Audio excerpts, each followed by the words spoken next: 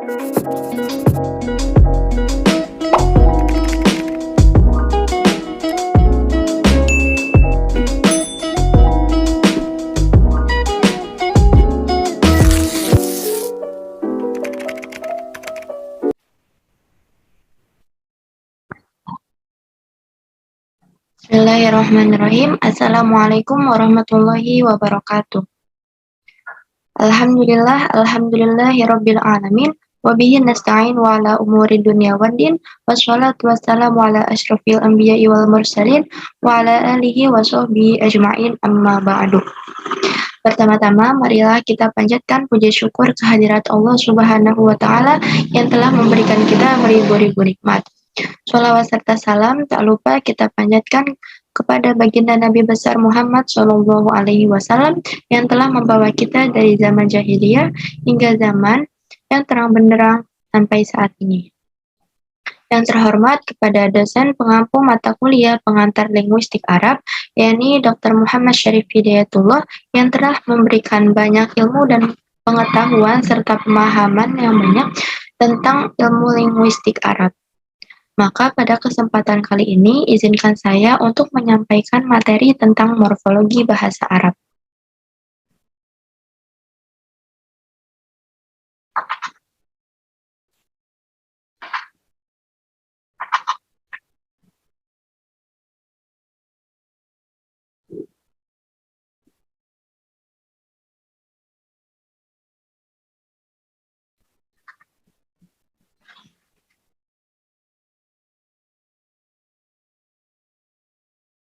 Baiklah, Bismillahirrahmanirrahim. Bahasa Arab memiliki kosakata yang paling banyak di antara bahasa lainnya, karena bahasa Arab telah mengalami banyak perkembangan. Banyaknya kosakata mengharuskan para mahasiswa jurusan bahasa, terutama bahasa Arab, untuk mempelajari dan mendalami pembentukan kata serta makna baru yang dimunculkannya.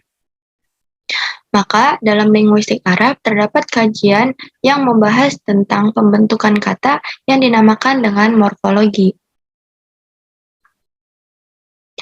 Morfologi dalam bahasa Arab disebut dengan ilmu sorf. Menurut Hijazi, morfologi yaitu penyatuan dari beberapa unsur bunyi yang ada sehingga menjadi sebuah kata yang mengalami afiksasi.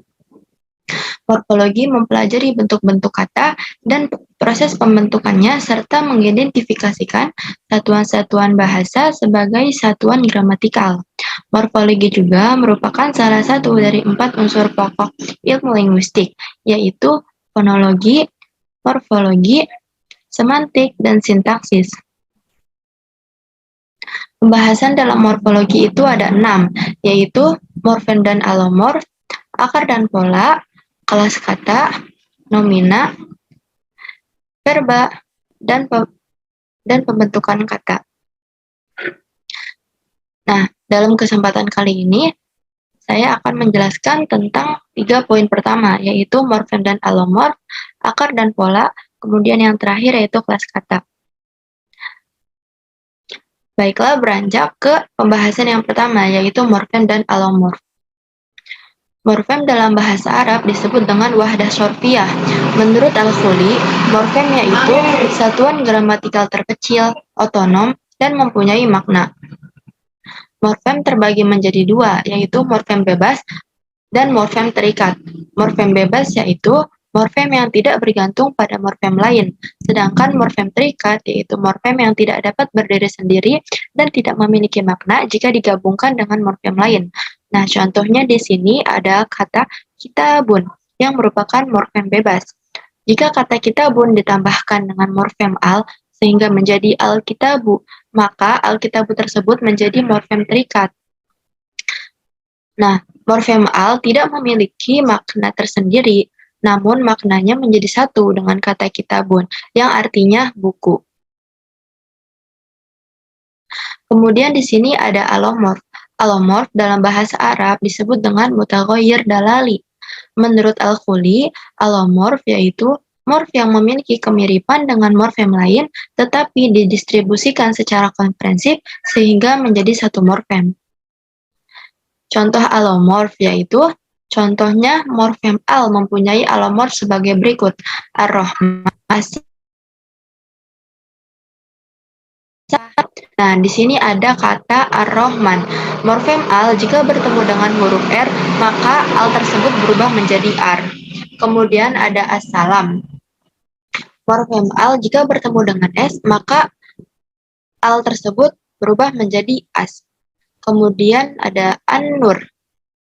Morfem al jika bertemu dengan N, maka al tersebut berubah menjadi an. An-Nur. Kemudian ada At-Taubah. Morfem al jika bertemu dengan T, maka berubah menjadi at, yaitu At-Taubah. Dengan kata lain, alomorf al ditentukan oleh bunyi yang mendampinginya. Kemudian next yang kedua yaitu akar dan pola. Akar dalam bahasa Arab yaitu asal, yang berarti asal sebuah kata. Kemudian pola dalam bahasa Arab disebut dengan wazan, yaitu bentuk kata yang mengalami perkembangan dari satu asal kata sehingga menghasilkan kata yang berbeda dengan makna yang berbeda pula. Nah, dalam hal ini, dalam bahasa Arab inilah yang disebut dengan tasrif. Di sini ada contoh akar atau asal berupa kata kerja, yaitu kataba. Nah, dari akar kataba ini memunculkan kata baru dan juga makna baru.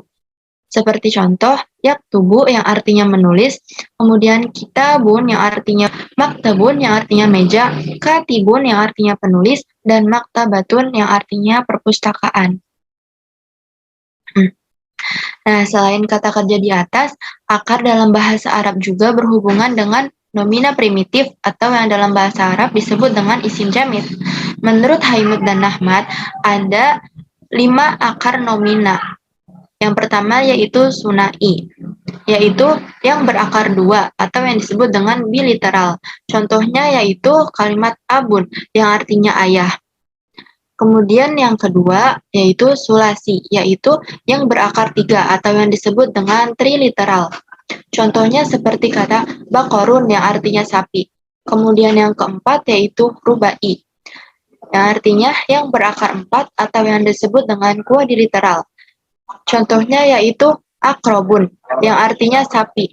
Kemudian yang keempat yaitu khumasi, yang berarti yang berakar 5 atau yang disebut dengan pentaliteral. Contohnya yaitu burhanun yang artinya bukti. Kemudian yang terakhir yaitu sudasi atau yang berakar 6 yang disebut dengan heksaliteral. Contohnya yaitu ankabut yang artinya laba-laba. Kemudian next pembahasan yang ketiga yaitu kelas kata. Kelas kata dalam bahasa Arab disebut dengan aqsamul kalimah. Kelas kata terbagi menjadi 3, yaitu nomina atau yang disebut dalam bahasa Arab disebut dengan isim, kemudian ada verba, dalam bahasa Arab disebut dengan fiil, kemudian yang terakhir yaitu partikel, dalam bahasa Arab disebut dengan harf. Nomina atau isim yaitu kata yang mengacu pada makna yang terkandung di dalamnya tanpa menunjukkan hubungannya dengan waktu. Dalam artian, nomina atau isim ini tidak memiliki hubungannya dengan waktu. Contohnya yaitu kata kitabun yang artinya buku. Kata kitabun ini merupakan kata benda sehingga tidak ada hubungannya dengan waktu. Kemudian ada verba atau fiil, yang berarti kata yang mengacu pada suatu peristiwa yang terjadi pada waktu tertentu. Dalam kata lain, verba atau fiil ini memiliki hubungannya dengan waktu. Berbeda dengan nomina atau isim yang tidak memiliki hubungannya dengan waktu. Verba atau fiil ini memiliki 3 waktu. Yang pertama yaitu waktu maldi, yang berarti masa lampau. Kemudian yang kedua ada waktu hadir, yang berarti waktu yang sedang dikerjakan atau yang sekarang. Kemudian ada waktu mustakbal, yaitu masa yang akan datang atau masa depan. Verba atau fiil ini tergantung pemakaiannya. Apakah pekerjaan tersebut dilakukan sebelum atau sesudah. Sebagai contoh, kata kerja, kata bayak tubuh yang artinya menulis. Jika seseorang menulis pada waktu lampau, maka Yang digunakan adalah kata kataba. Sedangkan jika seseorang tersebut menulis pada masa yang akan datang atau 2 jam kemudian atau 1 minggu kemudian, maka yang digunakan adalah kata yaktubu. Kemudian ada partikel atau harf, yaitu kata yang hanya mempunyai makna bila berdampingan dengan kata lain. Apa aja sih partikel atau huruf dalam bahasa Arab? Partikel atau huruf dalam bahasa Arab ada min ila, an ala, fi, ruba, alba, al-kafu, wal-lamu. Nah, bisa dicontohkan dengan jumlah berikut. Jalasa Muhammadun alal kursiyi. Di sini ada contoh huruf ala. Ala di sini akan memiliki makna jika berdampingan dengan kalimat selanjutnya, yaitu kursiyi. Sehingga jumlah tersebut bisa diartikan Muhammad duduk di atas kursi.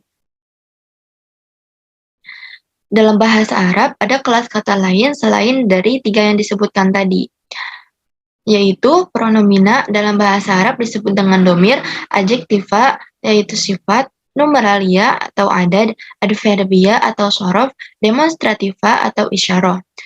Dari kelima yang disebutkan tadi, itu merupakan termasuk ke dalam kategori isim. Kemudian ada interrogativa atau dalam bahasa Arab disebut dengan istifham, preposisi atau jar, konjungsi atau athof. Ketiga yang tadi merupakan termasuk ke dalam kategori harf.